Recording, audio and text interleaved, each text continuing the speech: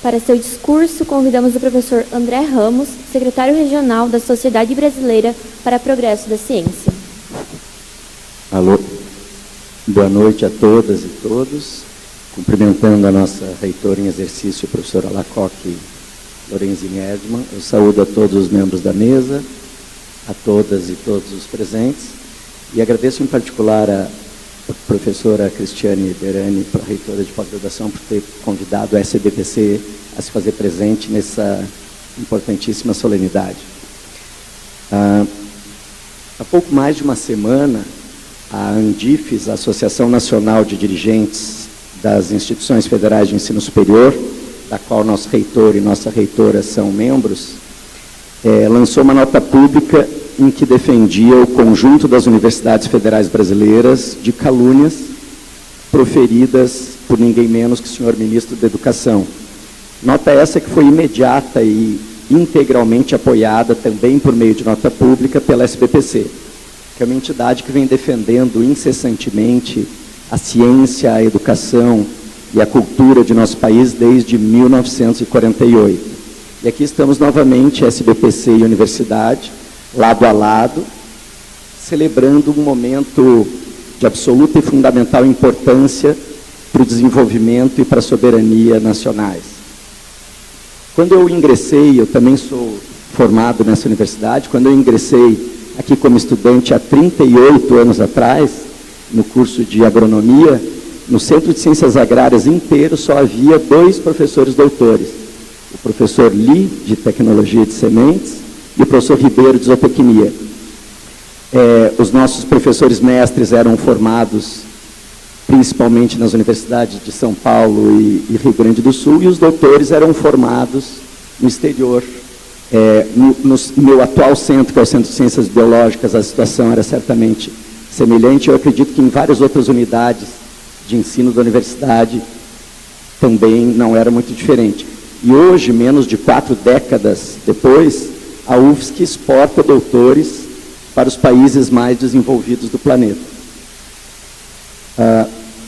Ou seja, no espaço de uma geração, a nossa universidade teve seu perfil transformado. Nós deixamos de ser uma jovem universidade promissora, porém ainda periférica, e passamos a ser a 5ª melhor universidade do Brasil, sendo a 3ª melhor federal, de acordo com o ranking 2020 da Times Higher Education, publicado recentemente. Eu pergunto às senhoras e aos senhores qual foi o principal motor dessa ascensão, que eu poderia chamar de meteórica. Qual a principal mudança, qual foi a grande novidade política, estrutural e programática que nós vimos se espalhar por todas as unidades de ensino a partir do Centro de Ciências Tecnológicas? Eu creio que todos sabemos a resposta, que foi a nossa pós-graduação. Foi ela que levou o nível da nossa pesquisa, do nosso ensino e da nossa extensão. Nós deixamos de ser apenas formadores de profissionais em todas as áreas do conhecimento para sermos produtores do próprio conhecimento. Além, é claro, de também formarmos profissionais da mais alta qualificação, que graças à intensa simbiose entre graduação e pós-graduação, atendem a padrões internacionais sob os mais variados aspectos, atualmente. Isso é o que fizemos nos últimos 50 anos, mas não fizemos unicamente por conta de nossos brilhantismos individuais, de nossa inteligência, de nossa perseverança e de nosso trabalho 7 dias por semana, 12 meses por ano, que todos nós conhecemos. Fizemos porque nos foram dadas condições para que o fizéssemos. Fizemos porque podemos contar com décadas de políticas públicas que atravessaram governos, partidos e até mesmo regimes e que nos permitiram criar um sistema nacional de ciência e tecnologia. Nesses 50 anos, o financiamento flutuou, sem dúvida, mas nós sempre contamos com um grau mínimo de reconhecimento e de respeito. Sim, nós já atravessamos crises econômicas, já enfrentamos anos de seca dos importantes órgãos de fomento, CAPES e CNPq, já enfrentamos congelamentos salariais, falta de investimentos em infraestrutura, mas nunca que eu tenha conhecimento, alguém ousou, por exemplo, propor o fim da CAPES e do CNPq. Nunca se associou cortes orçamentários brutais a uma intensa e sistemática campanha de difamação oficializada.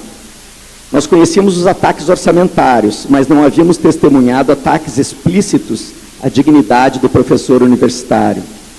Pesquisadores de vulto internacional, como o professor Ricardo Galvão, do INPE, passaram a ser desautorizados, caluniados e humilhados em rede nacional, simplesmente por darem transparência a dados de interesse público. Temos que reagir ao anticientificismo vigente e crescente. Temos que reagir todos nós, mas principalmente nós, professores e pesquisadores dos programas de pós-graduação, porque somos nós que formamos, direto ou indiretamente, a opinião ou a posição oficial dos cientistas brasileiros. Somos nós que estamos na base da formação dos melhores profissionais desse país, em todas as áreas. E quando falo de todas as áreas, eu quero enfatizar a importância de que todos nós, independentemente da área a qual pertençamos, nós precisamos estar unidos em defesa da ciência em todos os seus aspectos, de qualquer área. Nós não podemos nos calar diante de ataques a qualquer uma das áreas científicas, porque nós somos todos orgânica e intelectualmente interdependentes. Falo dos ataques sistemáticos que temos assistido às ciências sociais e humanas. Há que defendê-las como quem defende a própria humanidade. Não podemos permitir o patrulhamento ideológico de nossa ciência.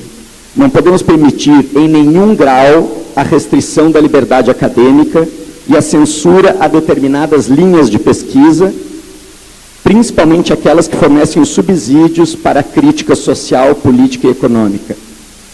Como diz Paulo Freire, o caminho autoritário já é em si uma contravenção à natureza inquietamente indagadora, buscadora de homens e de mulheres, que se perdem se perderem a liberdade. Finalizo dizendo que a restrição da liberdade ou a censura é incompatível com a ciência. A censura é incompatível com o pensamento, é incompatível com a criação, com a inovação e com a educação. A censura é incompatível com a civilização. E diante dos correntes e recorrentes ataques ao pensamento científico, penso que não temos o direito de nos calar. Pois se nós nos calarmos, nosso silêncio será mais lembrado do que nosso discurso, e talvez mais lembrado até do que nossa rica e pujante produção científica. Muito obrigado.